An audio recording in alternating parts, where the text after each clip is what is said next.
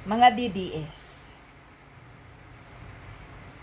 kung ayaw nyo maniwala sa Diyos, huwag na kayo manira ng kapwa, lalo na ang sugo ng Panginoon. Alam nyo kung saan kayo nagmula? Sa relihiyong Katoliko. Malamang ang nanay nyo nagpakasal sa Katoliko. Kayo binyagan sa Katoliko. Yung mga anak nyo bininyagan sa Katoliko. Dahil ba kinasuhan ni Father Flavie si Sara Duterte? Or ini-impeach na si Sara Duterte? Ganyan nyo na lang balahurain ang isang pari. Hindi ba kayo kinikilabutan? Sasabihin nyong manyak, adik ang isang pari.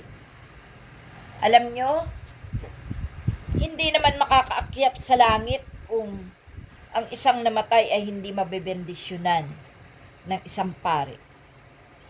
Kayo, kung mamamatay ba kayo, hindi kayo magpapadala sa simbahan para humingi ng bendisyon sa isang sugo ng Diyos. Ang kapal ng mukha nyo magbintang, gayong kitang-kita ng dalawang mata nyo, dinig na dinig ng dalawang tenga ninyo, na ang drug lord ng Pilipinas ay si Duterte, ang kanyang mga anak, ang kanyang manugang at ang sarili niya. Hindi ba kayo kinikilabutan na si Rodrigo Duterte ang nagpapasan ng inyong mga katarantaduhan? Hanggat kayo'y nagtatarantado, si Duterte ang maghihirap sa dahig. Hanggat kayo'y gumagawa ng kahunghangan sa kapwa, si Duterte ang kawawa. Anong klaseng pagmamahal yan kay Duterte? Imbes na kayo ay makipagkaibigan sa kaaway ni Duterte, anong ginagawa nyo? Nakikipaglaban kayo. So, ibig sabihin, happy kayo na si Duterte ay naghihirap doon sa dahi. Happy kayo na wala ng Duterte na mamamayagpag sa bansang Pilipinas. Oy, ang galing din ang strategy nyo, no? Para lalong parusahan ng Diyos at ng taong bayan ang inyong mga amo. Abay, maganda yan. Sige lang, ipagpatuloy nyo ang panggagalit sa mundo para lalong maghirap ang mga amo nyo. Alam nyo, the best yung ginagawa nyo eh. Ha? Nagkakasala kayo sa Diyos nang dahil kay Duterte, nagkakasala kayo sa bansa nang dahil kay Duterte, nagkakasala kayo sa inyong mga sarili nang dahil kay Duterte.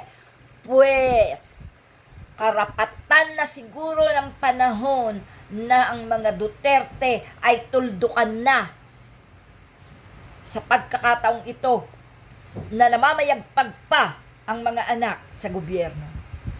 Ang matandang Duterte, huwag nyo na asahan na makalalaya pa. Doon na siya malalagutan ng hininga. Makiramay na lang kayo. Makidalamhati na lang kayo. Salamat sa inyong paggawa ng mga kahayupan sa bansang ito, sapagkat ang tagapagbayad ng mga kasalanan nyo ay si Rodrigo Duterte, si Sara Duterte, si Paulo Duterte, at ang mga sumasama sa politika ng mga Dutertards. At kayo rin ang may kagagawan ng kanilang pagdurusa. Okay? Salamat mga DDS. Very good kayo dahil sa inyo lalong maghihirap ang tatay nyo. 'Di ba? Okay.